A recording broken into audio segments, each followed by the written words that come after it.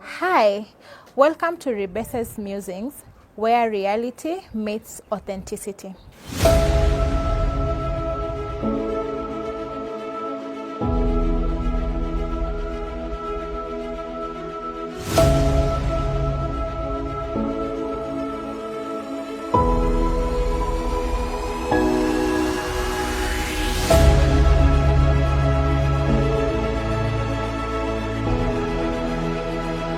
Hi, welcome to RIBESE'S Musings, where reality meets authenticity. This is a space where we talk about life and talk about it honestly and authentically. My name is RIBESE and I am your host. If this is not your first time on this channel, I would like to say thank you so much for supporting my work and sticking around. I hope you enjoy this episode. This channel exists to amplify conversations around slums and slum living, around the people of the slums and around the life that is in the slums. Why, you may ask, or you may be wondering. Because as a person who was born, bred, and raised in the slums, and having encountered all aspects of slum living, including the challenges that slum living presents, the opportunities, and the different issues that emanate from slum living, I believe and I feel that these conversations need to be brought out to the fore. And I will just present myself as a voice also, in addition to the many voices existing that talk about slum living, to continue amplifying and shedding light on these conversations. So for today's topic, I have considered a rather deep and reflective conversation. Something that I believe most people who were brought up in the slums kind of felt or thought about, but never were able to put into words. So the topic for today is really how environment shapes identity. And in our context, I would just like to talk about the unseen impact of slum upbringing. Just thinking about or talking about how being raised, being brought up in the slum, or being exposed in that slum environment builds you. Sometimes it breaks you. How sometimes it teaches you, and even how sometimes it molds you in ways that you don't realize until maybe when you're much older. You know, the way they say hindsight is 2020. How being exposed to that environment, how it impacts on you, but at that moment when you are going through it, you don't realize how that environment maybe impacts your thinking, how it impacts your responses, how it impacts your reactions. But when you are in that state, or when you are going through it, you don't realize it until when you are older is when you realize, oh, no wonder I had to go through that. So really that is a topic that I chose to discuss or to kind of unpack for today's episode. So when I was considering this topic, I think I found it very interesting. Because, when you're a person who is growing in a hardship environment like a slum, the least of your worries is your identity. The least of your worries is this thing shaping me or what? Because what you are thinking is how to survive. You are thinking survival. And the truth of the matter is that the people who live in the slums, for sure, the people who live from hand to mouth, they live on every day. What they work for is what it's supposed to sustain them for that day. So when you are in that state, you don't think about identity. But now, after a while, when you have probably overcome that situation, and maybe you're older or you're speaking with people, is when you realize that that environment was teaching about hustling. It was teaching me how to hustle. It was teaching me how to share. It was teaching me how to read people, how to interact with people. It was teaching me how to survive every situation, every struggle that probably comes. And also you realize that environment sometimes was even helping you to find joy in the most mundane or the simplest things of life. For instance, how to hustle. As I alluded in my previous episode, that the people of the slums are very hardworking. They're the most hardworking people, and sometimes I was just talking about how sometimes people would kind of dub them as lazy. But I can tell you for sure, when you walk around any slum in Nairobi, let's talk about Kibera, where I came from, people are hustling. You will not walk 2 steps without finding somebody. There's one selling chapati here, another one selling mandazi, another one selling chips. And these people, they're not working to get like a big chunk of money. No, they're working for a very simple thing. Like, they just want 50 shillings to maybe buy milk, so they're selling this to be able to get another, so that it really builds your capacity to hustle. Talk about sharing. I can tell you for sure, in my experience, there is no place that there are people who are very generous and willing to share, like in the slums. For instance, like I alluded in my book, and I really encourage you to get a copy of my book, Transformed by the Slum.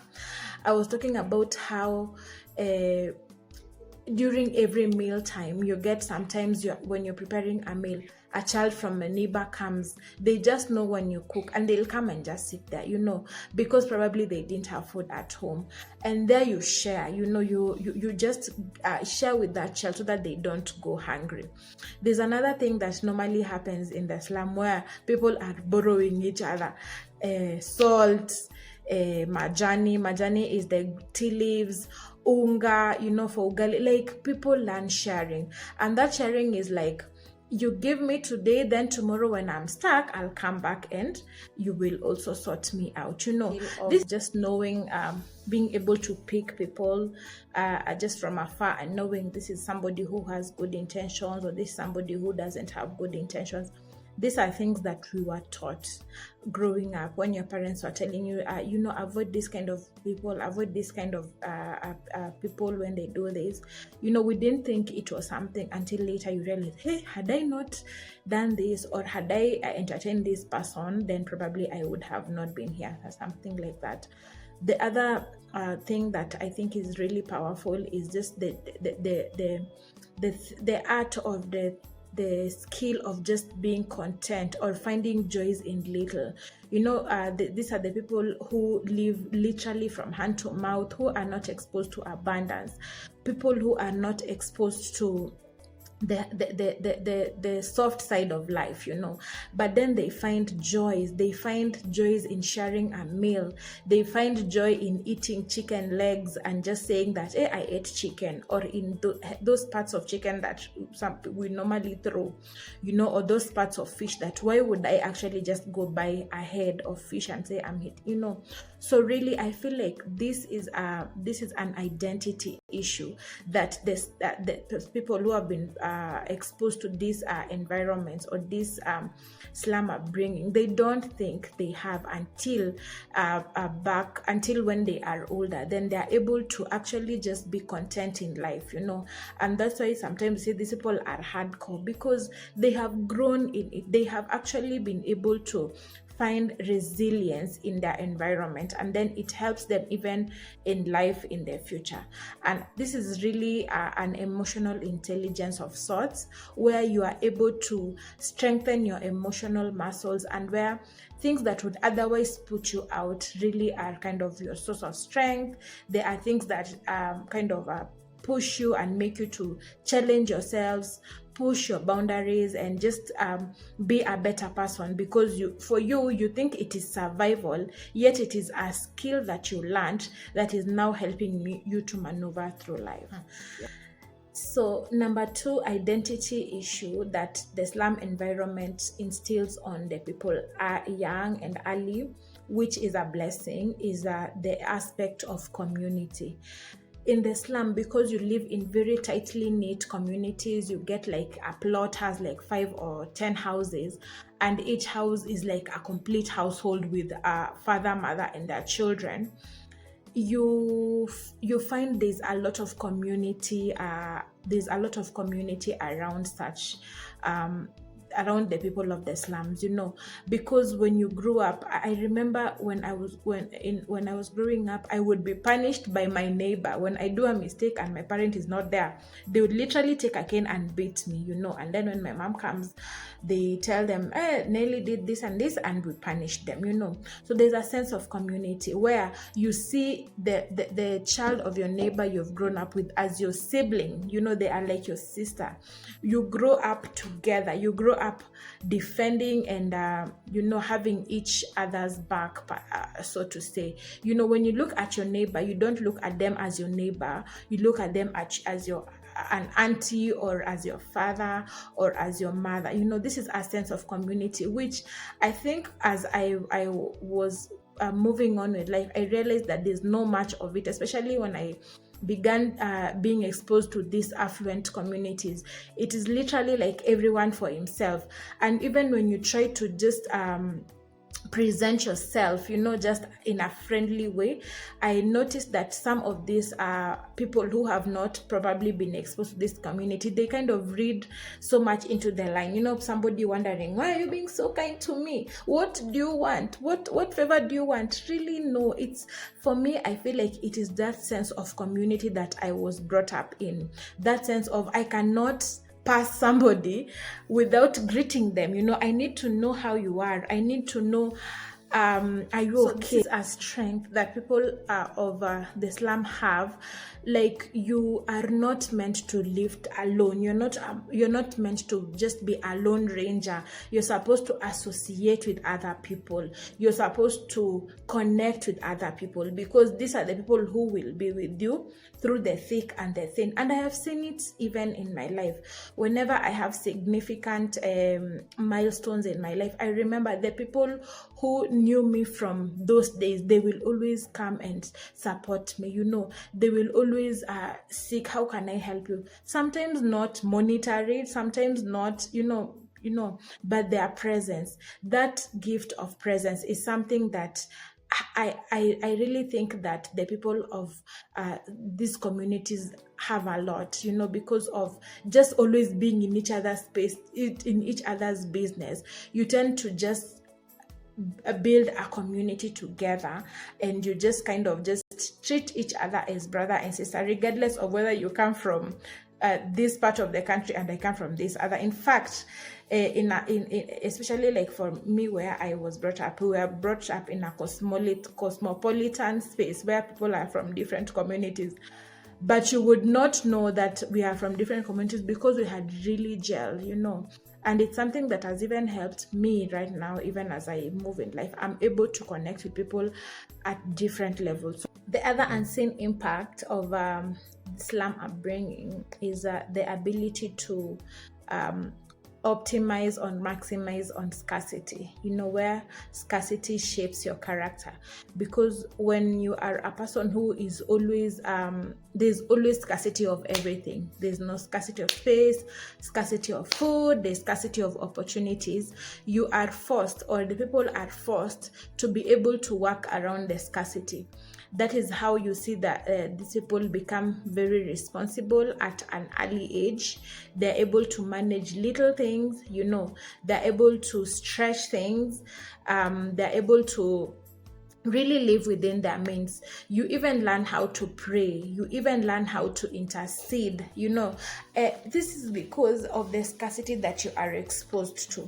You know that I need to really use this to survive. I need to, this is all the space that I have. For instance, if for the parents, this is all the space that they have for their children. And that's why when you go to maybe these homes where it's a one room and there's a whole family, during the day you won't really realize how these people live, but they have been able to work around their scarcity in the sense that during the day it's a living room, then in the evening you're able to now turn it to a bedroom and everyone is comfortable, and you will never hear people lament. The other thing is just being able to stretch yourself. People in those environments know how to stretch themselves. They know how to they know how to go an extra mile. That's why people sometimes choose to do odd things to be able to stretch themselves. And I think really the most important aspect of just scarcity changing character or influencing your character is actually the spiritual part of it, where because of the scarcity that you're going through, the lack of opportunities, the lack of the disenfranchised, the being disenfranchised, people are forced to pray. You are forced to believe God. You are forced to just know that He's your help, So that is how it kind of affects you. At that moment, it looks ridiculous. Like the way I was even talking about having churches everywhere. In the slum, there are so many churches. Everyone going to this church hoping they can get a transformation, hoping they can get something different. Really, it's because of the scarcity and how their character is being shaped. Right now, I can confidently say that probably had I not been exposed to that situation, I wouldn't be prayerful. I wouldn't be somebody who believes in God, because after all, why would I be believing in God when I am exposed to everything? So that is really an identity marker, which the slum environment makes people to be able to be adjusted to. You have to pray. You have to squeeze yourself. If you finish all the food at dinner, no, you don't have lunch. So you have to squeeze. You have to share with your brother, because this is all the space we have. Where do you want them to go sleep? And really, it's a good thing that at first looks at like a disadvantage, but no, it shapes you for your tomorrow. So the slum environment also it has an emotional impact on its people. For instance, you grow up knowing that you have to work twice as hard. You have to work harder than another person to be able to achieve your goals. You have to you can't afford to fail. That's an emotional thing that you tell yourself. I can't fail. If I fail, no one is coming for me. You also know is that people will judge you before they get to know who you are. They will judge you, and that's why you see sometimes how people behave is because they are like, sometimes that's for survival. Sometimes people have to be undignified, or they just become who they are not, and then you realize, hey, this guy was being rough because they were trying to survive. But then when you actually just come closer, you realize, so this is a very resourceful person. And that's why they normally say never judge a book by its cover, because you will find somebody, because of survival, they are forced to become harsh. They are forced to become kind of aloof from other people. Maybe sometimes the language is full. It's because of the emotional space that this environment pushes them. They're like, if I am soft, I will not get it. If I don't talk back, they will walk all over me. But then the good thing about this is that when people who have this strong this stronghold people, or these people who really go out of their way, sometimes even in a bad way, when they stick to it, you realize that sometimes the sky open, the doors open for them. For instance, I saw women who were really given into supporting politicians. I remember the late Raila. You would get women from the slum, some of whom were yeah. So you get women following politicians, dancing for them, because they're like, if I don't do this, I need to pay school fees, And sometimes when you look at them, you think, this woman amejiachilia or anajiaibisha. No, it is a mental, it is a way of survival.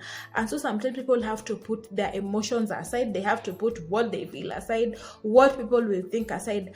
Then they know later, the end will justify the means. So really, that's one way the environment shapes these people of the slum. What they do, how they react. Why is this person rowdy? Is because they want to be heard. They are trying to get attention. But with time, I've seen some of these people who have persisted, they end up benefiting, they end up transforming their lives because they took an unpopular route, but eventually it came back and paid off well for them and for their family. So the other good thing about this environment and identity is that it gives you perspective. You are able to see things in a different light. You become more grateful. You become a person who is more grounded. You become a person who is able to celebrate differently. Things don't have to go your way to be able to celebrate. You don't have to have everything to be able to celebrate. So this hardship actually makes you to progress differently. It makes you to see the good even in the bad. Sometimes when it's such a bad situation, you get these people actually in those bad situations, they are able to see the good in them, they're able to progress, they're able to celebrate. So there's a perspective shift that this environment also causes people to have, having a positive outlook towards life, regardless of how life is dealing you. And finally, for me, as a person who was raised in the slum didn't just give me an identity, it gave me purpose. It gave me a story to tell. It made me more empathetic, and it even shaped my outlook towards life. It gave me something worth fighting for. And really, that's why this channel exists, because I think the experiences that I went through, the issues, the challenges that I went through really put me at a place where I felt like, I think I am at a better place to encourage or to speak about this matter. So that is, I feel like the slum also shaped me in that way, and just showing that really, even if you've come from a very bad environment or a difficult environment, it can actually turn out for your good. It can actually turn out to be a positive thing, not just for you, but for many people who are still therein. So I am grateful right now. As I look, I am grateful for that. And so if you are a person who has ever looked down on your upbringing, I hope this episode has served to remind you of the traits and the good things that you could only get from your environment. The strength, the resilience, the purpose, the attitude that your environment only, the environment of the slum or the difficult environment that you went through, could only have given you. Okay, guys, listen. You may not have come from a perfect environment, but guess what? It made you powerful. Yes, I said it. It made you powerful, and that is enough. So, if this episode spoke to you, would you consider to like, to subscribe especially, and even to engage on this topic? I would love to hear from you. How did your environment shape you? How did your environment shape you? Let's keep engaging. Until next time, see you in the next episode. Bye bye.